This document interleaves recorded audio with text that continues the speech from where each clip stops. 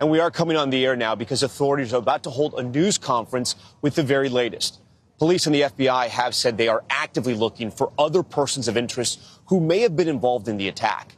That attack in the early morning hours of New Year's Day on Bourbon Street, it killed 15 people and injured dozens of others. Authorities say the killer, Shamsuddin Jabbar, who plowed a rental truck into the crowd, was at the very least, quote, inspired by ISIS. What they are racing to find out is if he was aided by the terror group overseas or any individuals here in the U.S. Jabbar was killed by police in a shootout during that attack.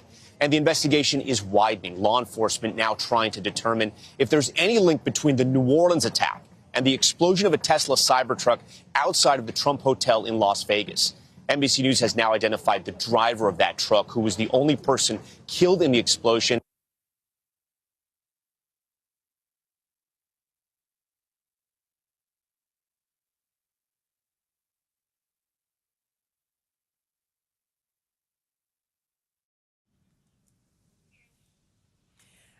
Hi there. You are watching an NBC News special report. This is anchor Savannah Sellers in New York. We have just lost the audio there from Tom Yamas, but we are going to continue this right now and go to NBC News law enforcement and intelligence correspondent Tom Winter.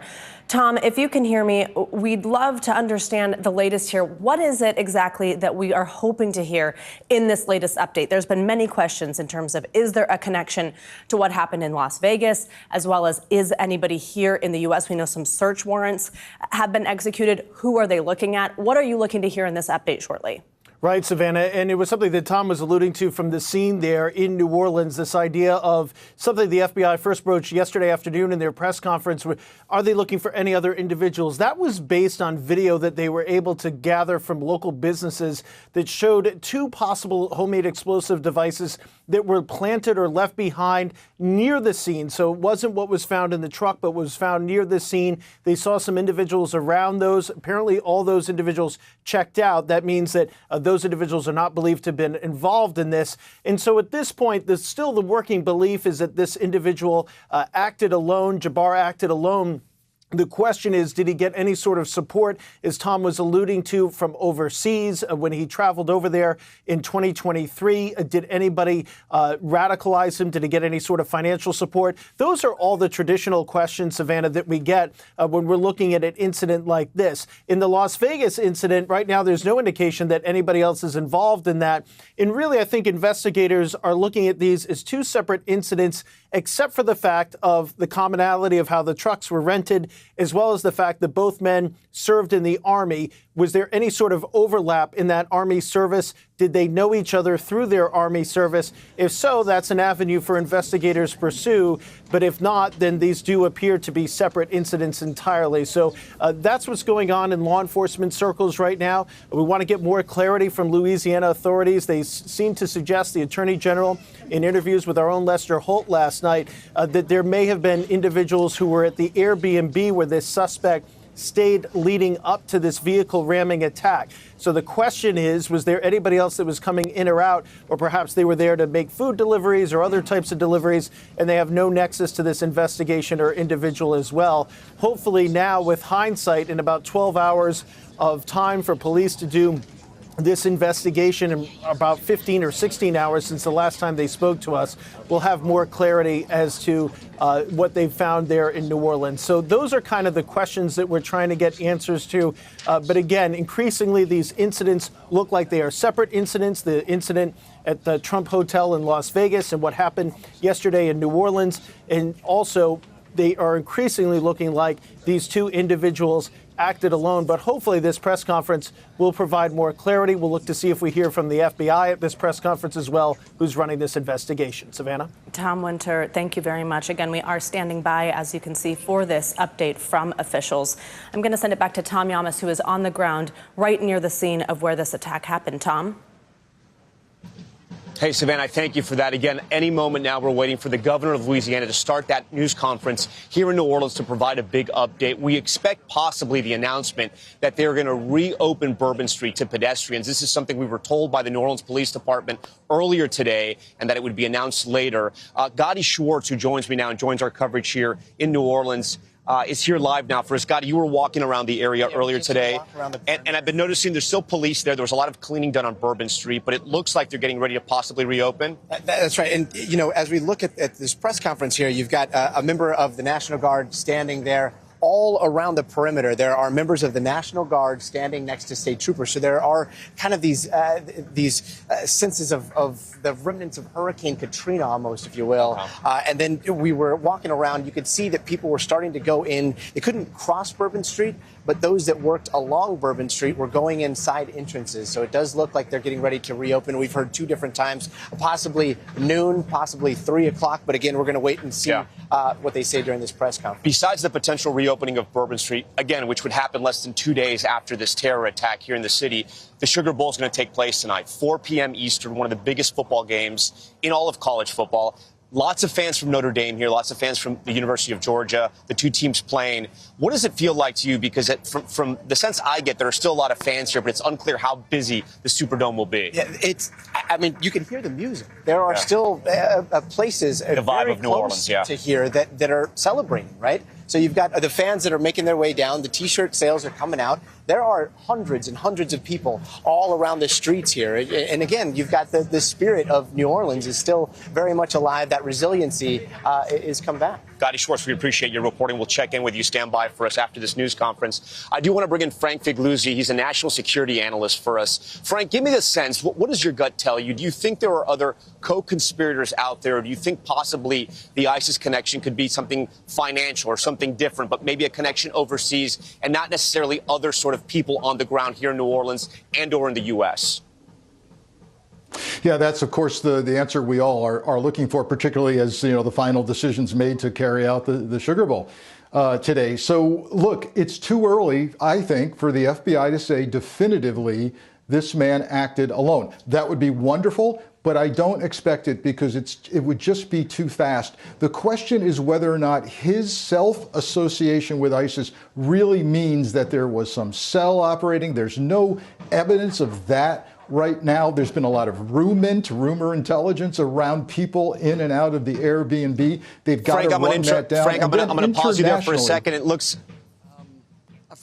like this news conference is going to start. Let's listen to the governor of Louisiana. Citizens of Louisiana, that as you travel around the state, you will see the flags of all state buildings at half-mast in honor of those lives that were lost in this horrific act of violence.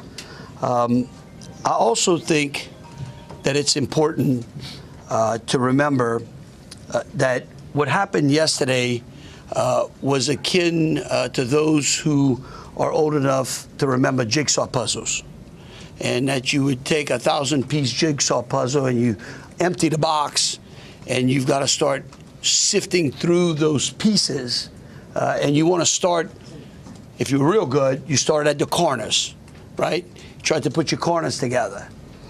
And from yesterday to today, over 1,000 law enforcement agents and officers, men and women, have been poring over countless amounts of data, of videos, of surveillances, interviews, tracking down every possible lead that came to us, whether it was the New Orleans Police Department, the Louisiana State Police, the FBI, or our other federal agencies.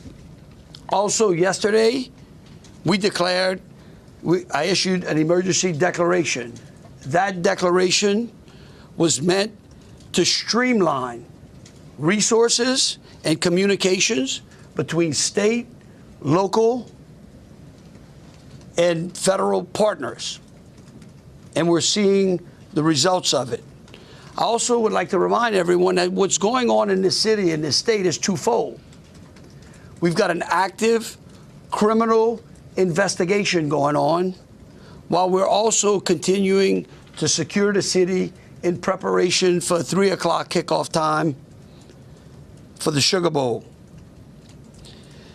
With that, I would also remind those who are in the city that as far as state resources are concerned, we have the Louisiana State Police, the Louisiana National Guard, which was part of that emergency declaration, which allowed us to put an entire MP company on the ground.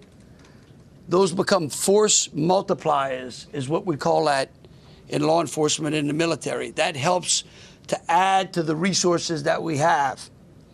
Wildlife and Fisheries, the Department of Corrections, DSF, DHS, our Veterans Affairs, our Probation and Parole, all state agencies. Any state agency who has a post-certified officers are here in this city to help secure the city.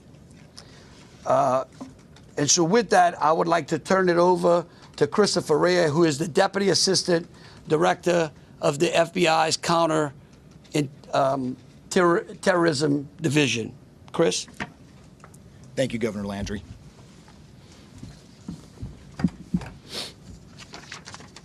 Good morning.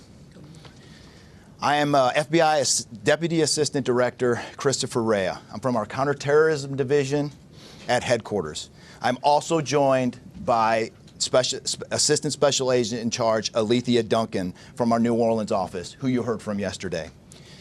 I'm here to discuss not only the latest investigative information we have here in New Orleans, but I'll also let you know about other investigative activities outside of the state. I first, and most importantly, want to send our deepest condolences to the victims of this horrific attack and their loved ones. 14 innocent victims were killed in this senseless attack, and at least 35 are injured.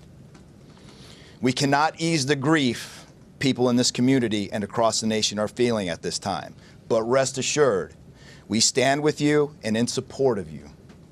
All the resources, and I'm going to go into that a little bit later, all the resources of the FBI are being focused on tracking down every piece of evidence, every lead, every interview, every potential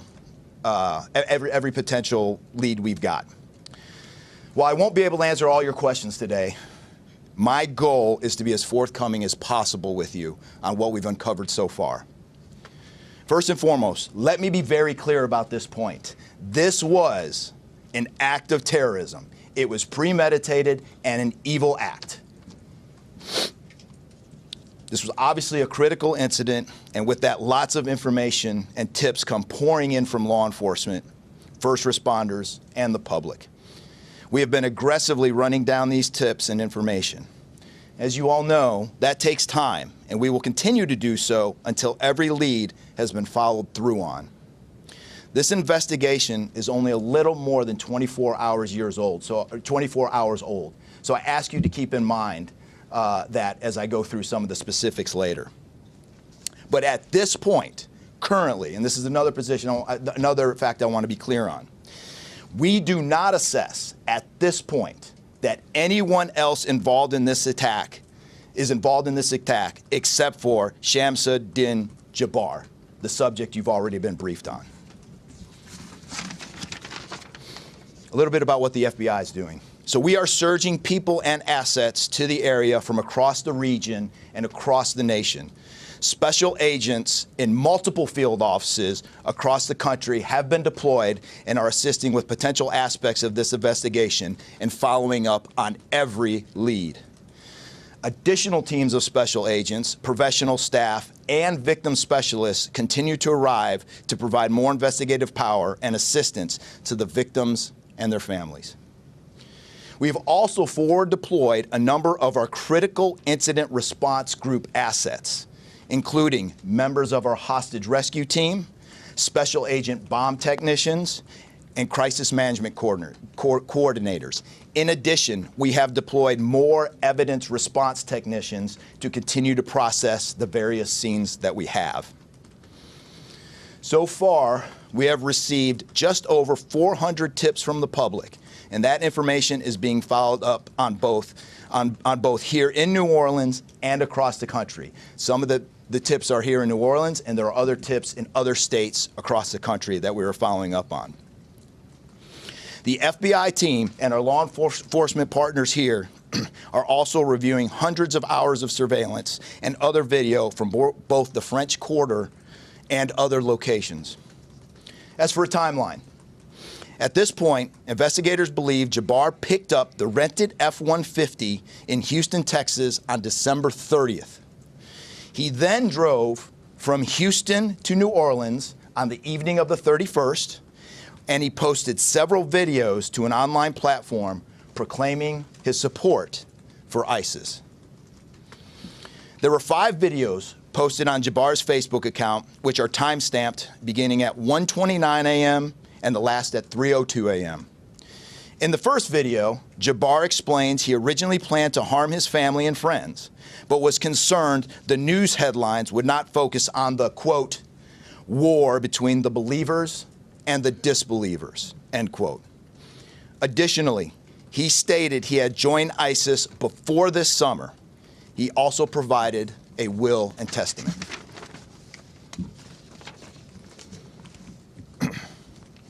FBI and ATF. FBI, we have a couple different scenes at the location. We have released the scene at Bourbon Street. That scene has been released. We also have a scene off of Mandeville Address, where we're currently searching that scene right now. FBI and ATF agents have secured that house, and that location is being searched for potential evidence. On New Year's morning, Jabbar opened fire after ramming through a blocked-off area of Bourbon Street, used his truck as a weapon to run over the victims. Teams of specially trained victim specialists, again, as I said, are on the ground here in New Orleans, assisting survivors of the attack and loved ones of the deceased. We do not believe the public is in any danger around any of these locations. 3 phones linked to Jabbar have been recovered, and digital media exploitation is a priority to see what is on the devices and determine if there are any other potential leads. Additionally, we have recovered 2 laptops and are currently reviewing them for any potential leads. Those laptops were recovered at the Mandeville address. Evidence technicians will also be going over the F-150 truck Jabbar was driving. As you know, we recovered an ISIS flag from the back of the vehicle. Jabbar declared his support for the terrorist group on social media, as I stated before, as he made his way to New Orleans. FBI bomb technicians also recovered 2 IEDs in coolers, one from the cross-section of Bourbon and Orleans Street, and the second at an intersection approximately 2 blocks away. There were multiple reports of other devices. Those reports turned out to be misinformation or not actual functioning devices. Those are the only 2 devices that we've been able to recover that were functional. Both devices were rendered safe on scene. We did obtain surveillance footage showing Jabbar placing the devices where they were found. 2 other, as I said before, 2 other items of interest were determined not to be IEDs. A little bit about Jabbar. Jabbar himself was born in the United States and is a U.S. military veteran. We are looking in everything in his life. While we have interviewed many people who know Jabbar, we still need to talk to others. Whether you know Jabbar personally, worked with him, served in the military, or saw him in New Orleans or Texas, we need to talk to you. You may not think you have relevant information, but what you know could tie in to one of our investigative leads. Specifically, we want to talk to anyone who was in the French Quarter on New Year's Eve or early on New Year's Day.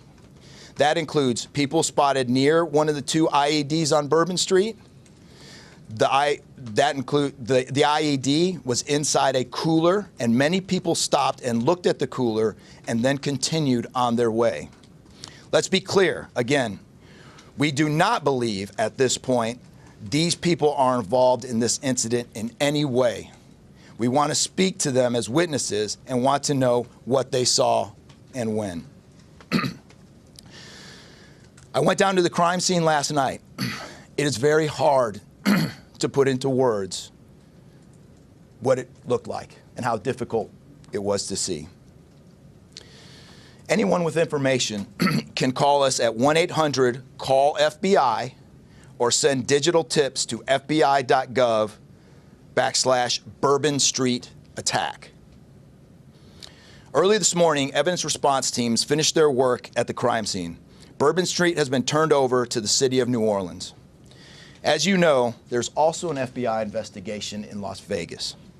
We are following up on all potential leads and not ruling everything out. However, at this point, there is no definitive link between the attack here in New Orleans and the one in Las Vegas. And again, I'll preface, as I close, I'll preface everything with what I started with in the beginning, which was this is very early in an investigation like this. Again, our thoughts and prayers are with the victims of this tragedy and everyone impacted across the country. They remain at the heart of our investigation. I also, although I've only been on the ground here a short time, I also want to express a sincere appreciation for our partners here, which include the U.S. Attorney's Office, HSI, ATF, the New Orleans PD, the Louisiana State Police, the Governor's Office, and countless others. At this point, I'm going to turn it over to the Special Agent in charge of ATF here, Josh Jackson.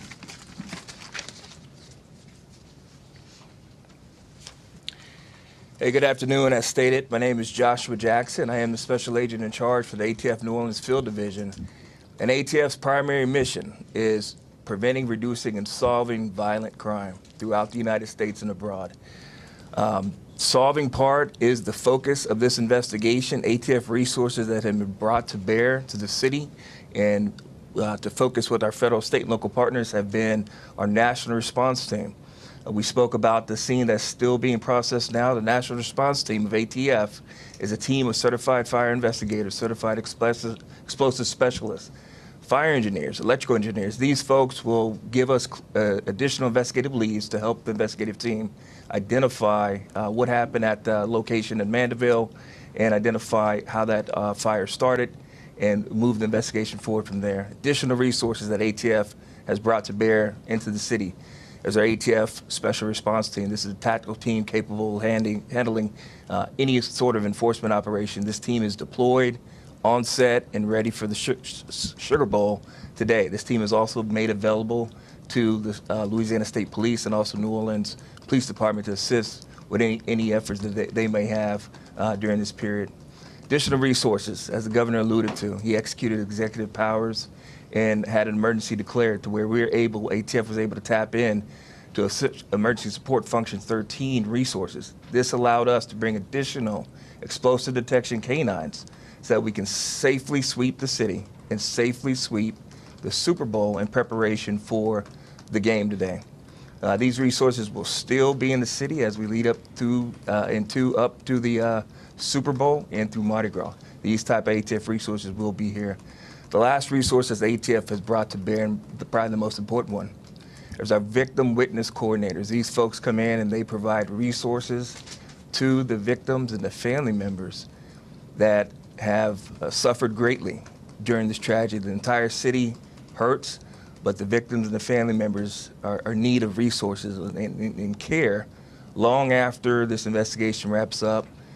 This time next year to be hard for the families and friends who suffered during this event.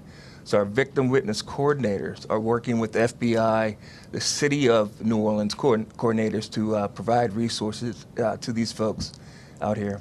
And as we move forward, ATF will be committed.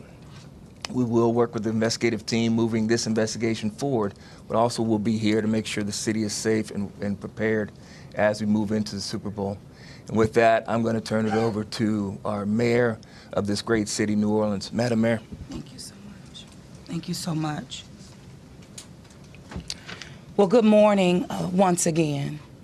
And I just want to just echo my thank yous to the unified command of our law enforcement partners and at every single level, federal, state, and governor. Governor, thank you for your partnership. Yeah. Thank you. I also want to thank the residents and the visitors of the city of New Orleans for your patience, for your support, and most of all, your prayers. Our hearts and prayers continue to go out to the victims' families. And the city of New Orleans, we're resilient. And as I stated on yesterday, my focus in terms of a priority has been on our victims. As you've heard, that yes, the FBI was able to clear Bourbon Street. And what that meant also for me in this city was that we were able to remove our victims, identify them, and notify their families. Real reverence. They mattered, the families matter, and matter to the city of New Orleans. In addition to that, I want to just thank again our federal partners in Washington, listening to my plea personally for the additional resources to allow for the scene to be cleared, and again, attending to our victims. I walked by each one, and I did the sign across in my own way, because reverence, again, is important. So while we have been able to have Bourbon Street returned back to the city of New Orleans, and the due diligence has been done, that then allowed me to give the go-ahead to begin the cleaning of Bourbon Street. That started happening in the morning about 2 a.m. It was completed before 8 a.m. this morning. But that has really set the tone, I would say, and with the confidence that I have in the law enforcement partners, all of the resources that have been activated, how we have made sure that safety continues to be our top priority, how our assets have been deployed strategically, again, for the safety and the protection of our visitors and our residents in the city. And because of that, the confidence is there to reopen Bourbon Street to the public prior to game time today. The first order will be to allow for vendors to come in and service the businesses. That's important in order for us to stand up activation, as you know, Governor. And so with that, I want to reassure the public that the city of New Orleans is not only ready for game day today, but we're ready to continue to host large-scale events in our city because we are built to host at every single turn. I want to, again, thank all of those who responded to the FBI's call for information and tips. As you heard, that has been useful. Continue to do that. The investigation is still active and absolutely under the FBI's leadership. We will continue to operate and cooperate as we always have. So I want to also thank all of our partners for the added resources for victim and crisis management. We know that that's, again, important. Working with our partner, the Greater New Orleans Foundation, we have set up a fund for our victims' families for not only today but into the future. As you heard, this is going to be a long process for our people. So with that, the city of New Orleans, and with all of my confidence, we are ready. And we could not get here, again, without the unified presence, support, and cooperation. We are stronger together. And I want to say, again, thank you so much. Thank you, Governor. So once again, the governor would like me to reiterate that Bourbon Street will be prepared for full activation before game time today. We know 3 p.m., so we're working towards 2:30 p.m. But prior to game time, the kickoff, Bourbon Street will be restored. So we're hard at work now. Our teams are now, and of course, working with our business community to serve our public and serve our residents and our visitors alike. In closing, I want to rest people assured that right now in the city of New Orleans, there is an unprecedented amount of law enforcement resources that are being utilized to close out and to hunt down and to finalize this investigation. I want to thank the FBI and all of our federal partners for the amount of resources they have poured into the city. This type of event can happen in any city. And that's the tragedy of it. And I think it's important for people to understand that to protect our citizens in America from evil, you have to crush it. You can't go out there and placate it. You can't go out there and say, oh, I'm going to put this in place and that in place and hope that evil doesn't show up on your doorstep, because it will. You have to crush it. And that's what we're going to do here. We're going to put it all behind us. We're going to continue to keep the victims, those that are in the hospital, either fighting for their lives or trying to recover, in our thoughts and in our prayers. But you know, this morning, and I don't want to single out just one news source, but I just happened to turn on Fox and Friends, and that was a young man who was interviewed, who was actually on Bourbon Street during this horrific act of terrorism.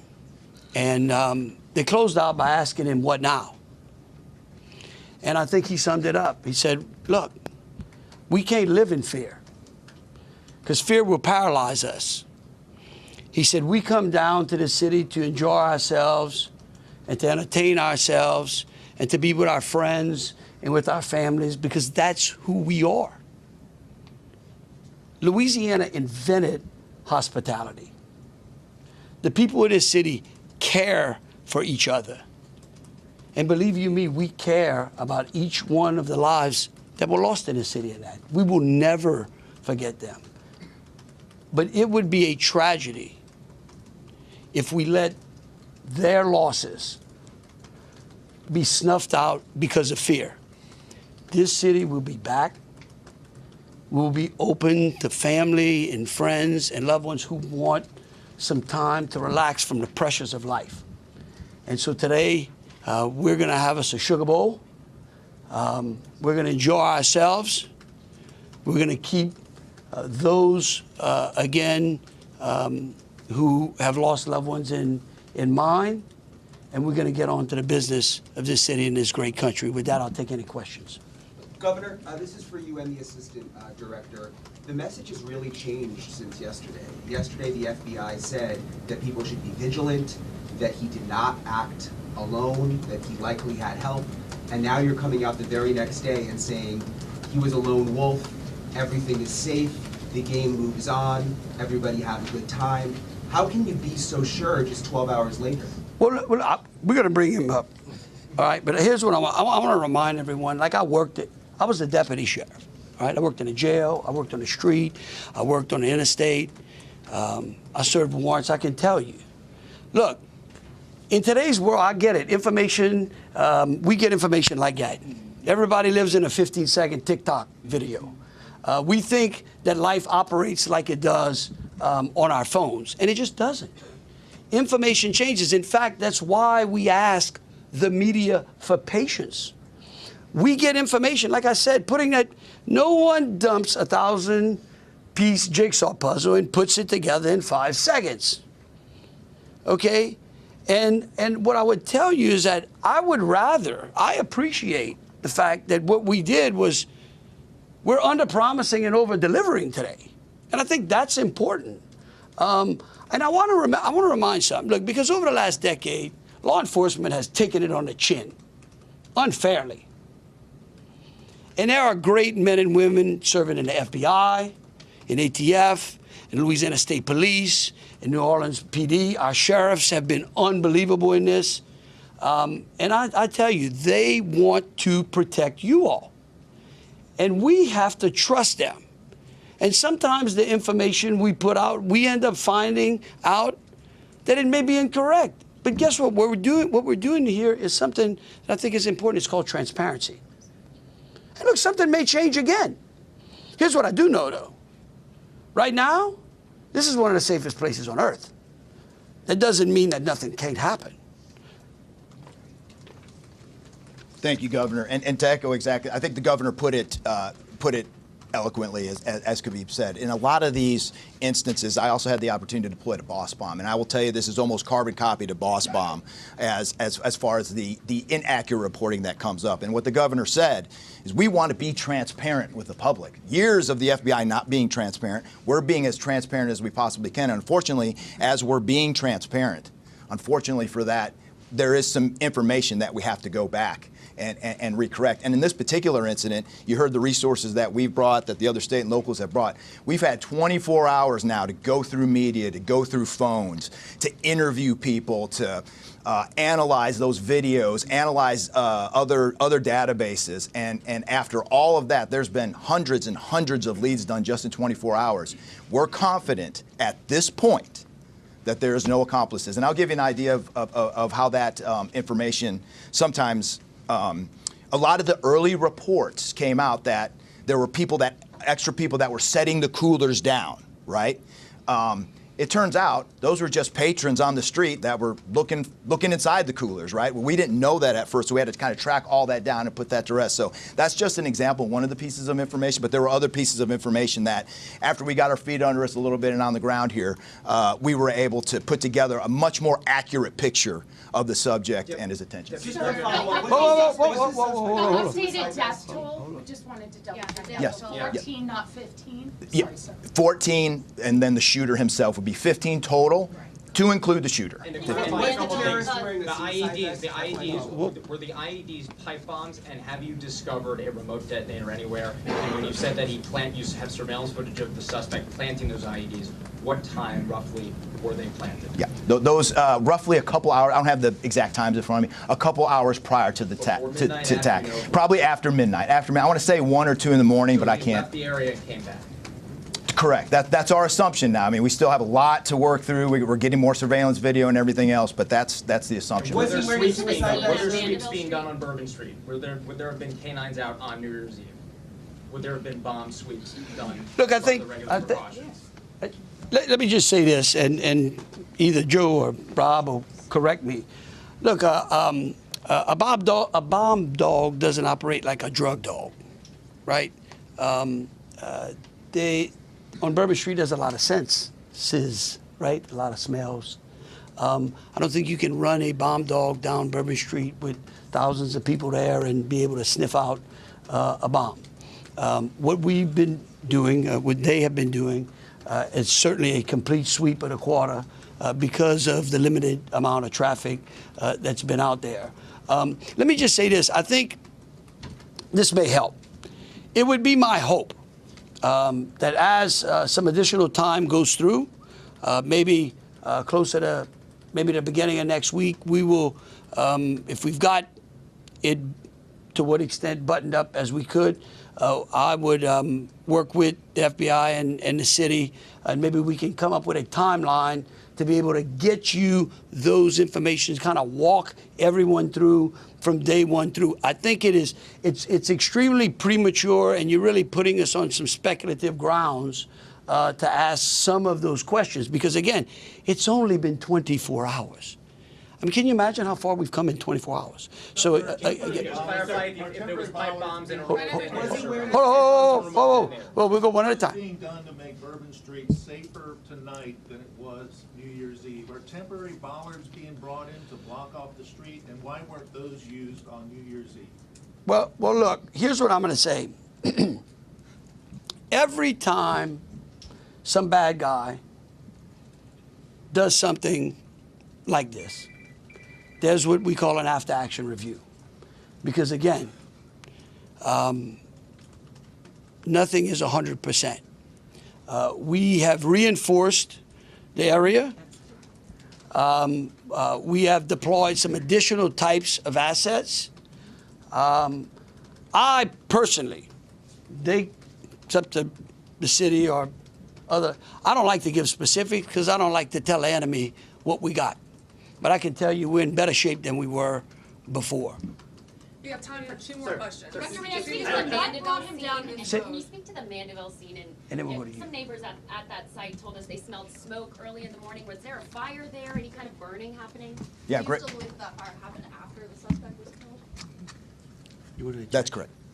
Yeah, I'll move to ATF. I do want to address the suicide vest question. I want to kill that one right away. Okay. There was no evidence that the subject was wearing a suicide vest at all. So I will turn the Mandeville stuff over to ATF. Yeah, as to the fire at the Mandeville scene, so our working theory now is that the fire started after Jabbar was already deceased.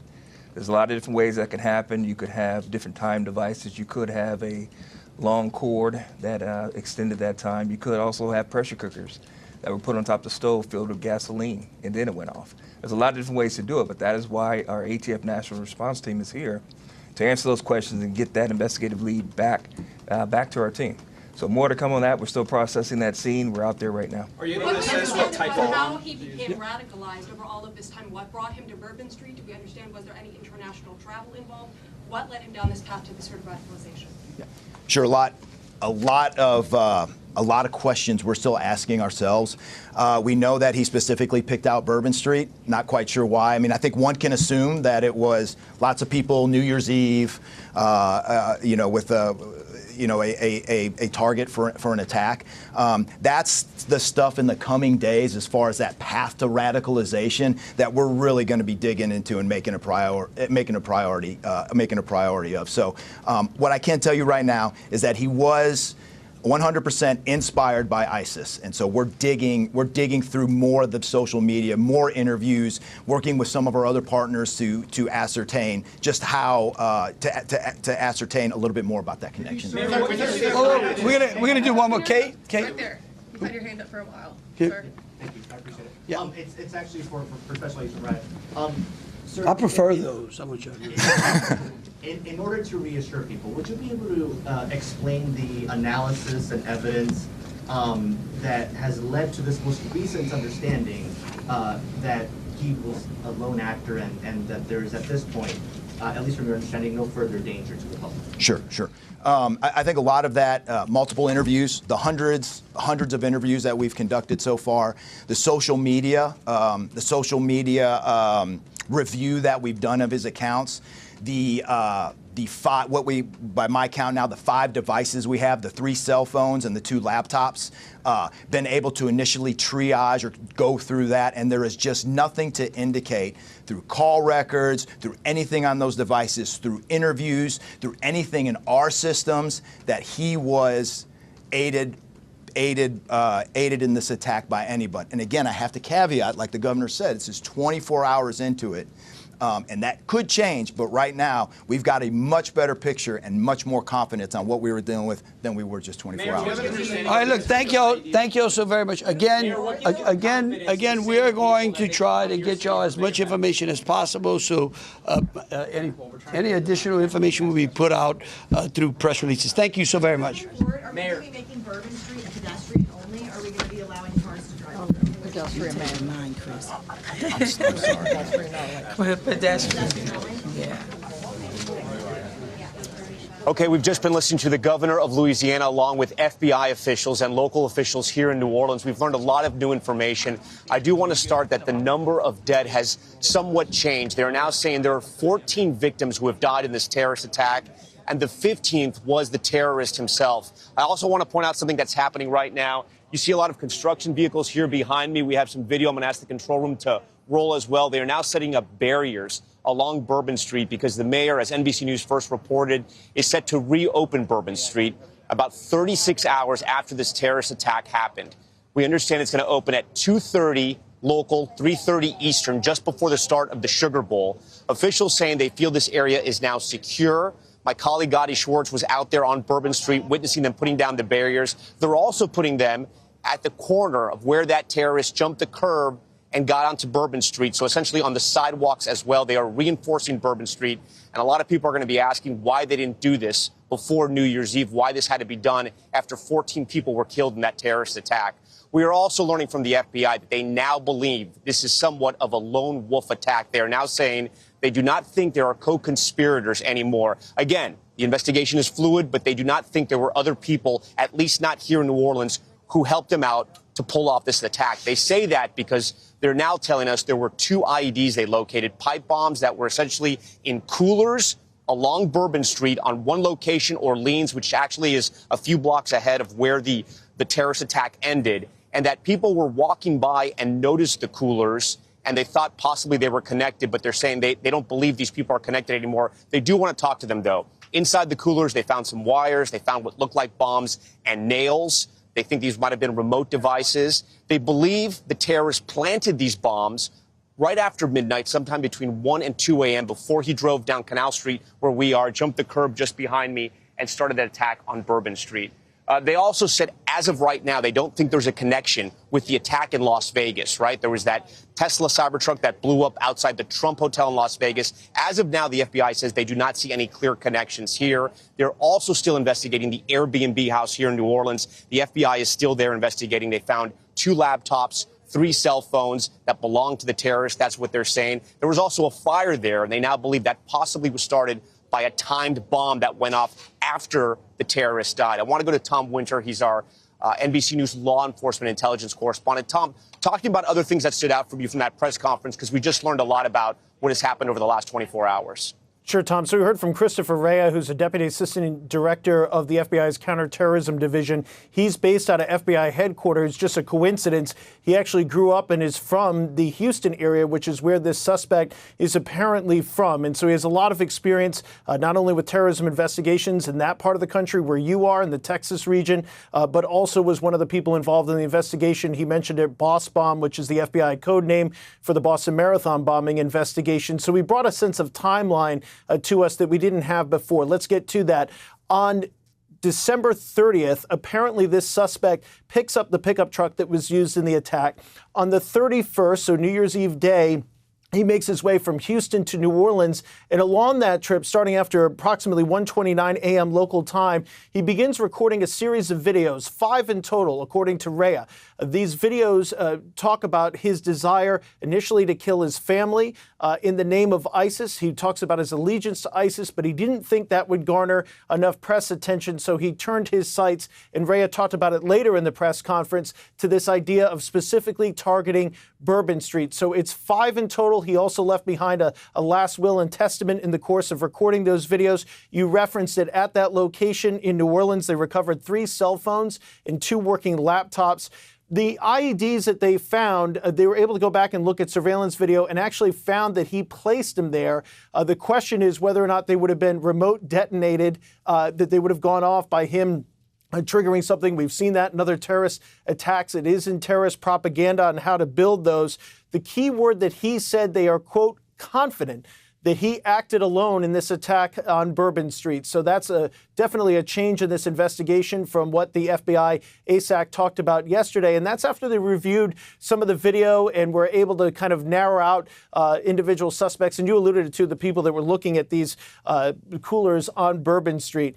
And as you mentioned, a couple hours after midnight is when apparently he laid those out, and obviously before the attack. Another key quote from this, he says, quote, he was 100% inspired by ISIS. So the indication at this point, he says, in looking at cell phone records, and what they'll do is they'll actually go back and look at everybody who's called him and everybody that he called in order to determine who's he been talking to and what's been going on. And they also can take an initial look at those cell phone messages, and his own videos are obviously going to be very helpful here in this investigation. Putting all that evidence together, what Ray is telling you here, Tom, is that they have gotten to a point in this investigation where they think, 1, he wasn't directed by ISIS abroad, and 2, that he was acting alone, with the caveat, as you mentioned, coming right out of that press conference, that it is early in this investigation. One last thing I'll mention, the quote on Las Vegas is, there is no definitive link so far, but it's very early in that investigation between what happened at the Trump Hotel,